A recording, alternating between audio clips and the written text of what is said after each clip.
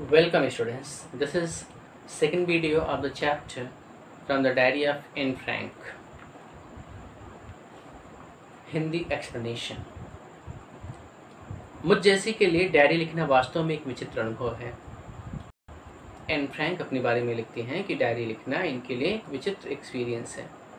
न केवल इसलिए कि मैंने पहले कभी नहीं लिखा है, अपितु इसलिए भी क्योंकि मुझे प्रतीत होता है कि बाद में न तो स्वयं तथा न ही कोई और व्यक्ति 13 वर्ष की स्कूल की लड़की के विचारों में रुचि रखेगा। ये सोच रही हैं जब ये डायरी लिख रही थी कि मेरी उम्र 13 ईयर्स है, मैं जो डायरी लिख रही हूँ, मैं जो क्रिएशन कर रही हूँ, क्या दुनिया इसमें इंटरेस्ट लेगी? क्या दुनिया इसको रीड करेगी? क्या दुनिया की अच्छी प्रतिक्रिया मेरी इस किताब के बारे में आएगी? इसका कोई महत्व नहीं है। मैं लिखना चाहती हूँ तथा मुझे इससे भी अधिक आवश्यकता अपने हृदय में सभी चीज़ें बाहर निकालने की हैं। फिर वो अपने आप को संतुष्ट करती हैं कि कोई फ़र्क नहीं पड़ता मुझे, मैं लिखना चाहती हूँ। मेरे हृदय के अंदर बहुत सारी बातें हैं, मैं उन सारी बातों को बाहर उजागर करना चाहती हूँ, इसलिए मैं लिखूँगी। कागज़ में मनुष्यों से अधिक सहनशीलता है। Paper has more patience than people. मैंने इस कथन के बारे में उन दिनों सोचा जबकि मैं थोड़ी सी उदासी अनुभव कर रही थी तथा अपने हाथों में अपनी ठोड़ी को पकड़े हुए बैठी हुई थी, उदास, शक्तिहीन तथा यह सोचती हुई कि क्या मुझे घर में रहना चाहिए या बाहर जाना चाहिए। अंत में मैं जहाँ थी वहीं पर सोचते हुए बैठी रही। हाँ, कागज़ में तो अधिक सहनशीलता है ही, तथा क्योंकि मेरी योजना है कि प्रत्येक व्यक्ति मेरी इस सख्त जिल्द वाली कॉपी, जिसे लोग शान से डायरी करते हैं, पढ़े, जब तक कि मुझे एक वास्तविक मित्र नहीं मिलता, इससे शायद कोई अंतर नहीं पड़ेगा। ये लिखती हैं कि जब तक मुझे कोई वास्तविक मित्र ना मिल जाए तब तक डायरी पे लिखने की जो मेरी हैबिट है वो परिवर्तित नहीं होगी। अब मैं फिर उसी महत्वपूर्ण बात पर आती हूँ जिसने मुझे सर्वप्रथम एक डायरी रखने की प्रेरणा दी थी। मेरा कोई मित्र नहीं है।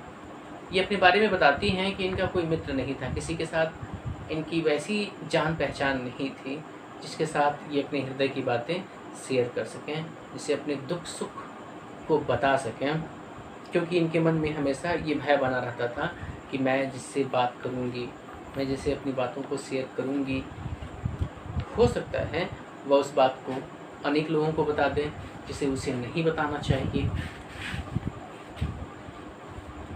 मैं और स्पष्ट कर दूं, क्योंकि इस बात पर कोई विश्वास नहीं करेगा कि 13 वर्षीय लड़की संसार में बिल्कुल अकेली है। 13 ईयर्स की है ये, लेकिन फिर भी इनका कोई मित्र नहीं है। हम जानते हैं कि बचपन में बच्चों के ढेरों मित्र बन जाते हैं।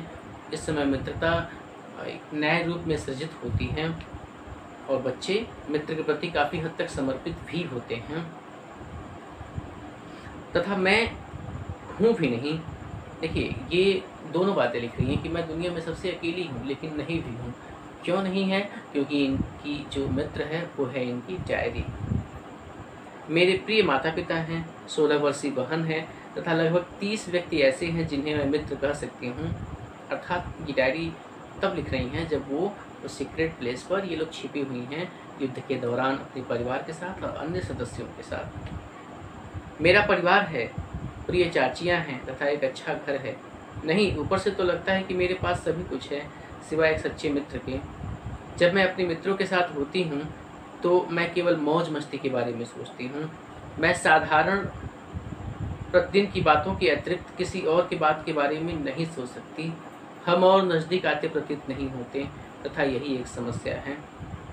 हो सकता है कि यह मेरा दोष है कि हम एक दूसरे को अपने भेद नहीं बता सकते, फिर भी ऐसी स्थिति है तथा दुर्भाग्यवश यह बदल नहीं सकती।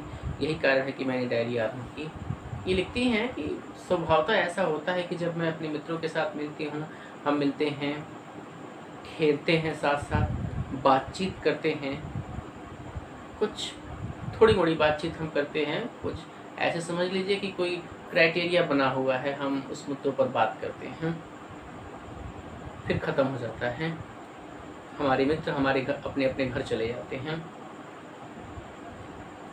इन्हें लगता है कि जब हम मिलते हैं एक दूसरे से, खेलना, मौज मस्ती करना, बहुत सारी बातें करना, लेकिन फिर भी जिस तरीके से मैं डायरी के साथ अपना समय व्यतीत करती हूँ। मेरे मन में जो कुछ भी आता है मैं डायरी में लिख पाती हूँ। वो मित्रों के साथ ऐसा नहीं होता है। एक अजीब सा कुछ मन में ऐसा होता है जो मुझे रोकता है बहुत सारी बातों को कहने में उनसे, और इसीलिए मैंने डायरी लिखनी प्रारंभ की। क्योंकि किसी को भी यदि मैं तुरंत कहना चाहूँ, अपनी कल्पना में इस चिर प्रतीक्षित मित्र के चित्र को बढ़ाने के लिए मैं इस प्रकार के तथ्यों को लिखना नहीं चाहती जैसा कि लोग करते हैं, पर मैं चाहती हूँ कि डायरी मेरी मित्र बने और मैं इस मित्र को किट्टी पुकारूंगी। बहुत सारे लोग इस बात में उतना यकीन नहीं करते, लेकिन ये विश्वास करती हैं, ये चाहती हैं कि इनकी डायरी इसी रूप में इनके साथ रिलेशन को निभाए, अर्थात ये उसके साथ उसी प्रकार से जी सकें, और ये अपनी डायरी का नाम रखती हैं प्रिय किट्टी। क्योंकि किसी को भी यदि मैं तुरंत कहना चाहूँ किट्टी तो सुनाई गई कहानियों का एक भी शब्द समझ नहीं आएगा, इसलिए मैं न चाहते हुए भी चाहूँगी कि अपने जीवन का एक संक्षिप्त चित्रण प्रदान करूँ। ये बोलती हैं कि जो कुछ भी मैं अपनी डायरी में लिख रही हूँ शायद लोग दूसरे जो इसको पढ़ें, सुनें, जानें, समझें, शायद इसके अधिकांश शब्दों को ना समझ पाएँ, उन्हें विश्वास ना हो। इसलिए न चाहते हुए भी कि मैं चाहूँगी कि अपने जीवन का संक्षिप्त चित्रण जो है मैं इस अपनी डायरी में लिख सकूँ। देखिए, डायरी लेखन करते समय ये खुद से बातें भी कर रही हैं, सिर्फ बता नहीं रही हैं अपनी दैनिक दिनचर्या के बारे में, बल्कि खुद से बातें भी कर रही हैं।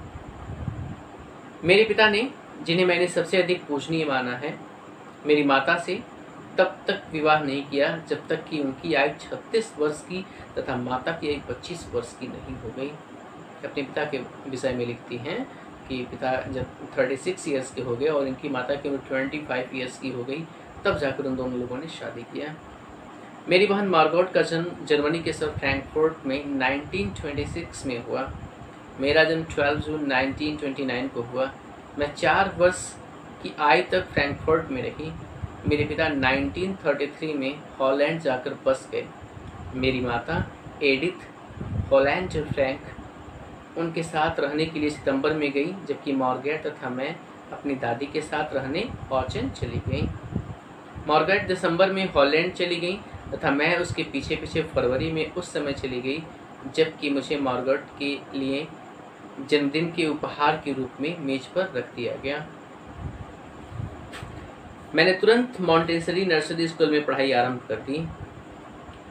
वहाँ पर मैं 6 वर्ष की आयु तक रही, जिसमें मैंने प्रथम कक्षा की पढ़ाई आरंभ की।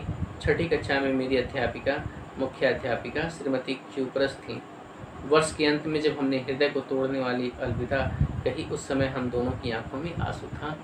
स्टूडेंट अपने परिवार का जिक्र करती हैं, ये माता पिता का नाम, जन्म कहाँ हुआ था, बहन कितनी थी, साथ ही साथ जब ये स्कूल में पढ़ने के लिए गई हैं तो इनकी और इनके मुख्य अध्यापिका के बीच में जो रिलेशन बिल्डअप हो चुका होता है, जब ये एक दूसरे से विदा ले रहे होते हैं तो शिक्षिका की आंखों में आंसू होता है। ये दिखाता है कि इनका जो रिलेशन है टीचर के साथ वो कितना सकारात्मक रहा है, अर्थात ये अमिट छाप शिक्षक के अंतःकरण में छोड़ पाने में सफल रही हैं। ओके स्टूडेंट्स, अगले वीडियो में हम इसके आगे का पार्ट कवर करेंगे।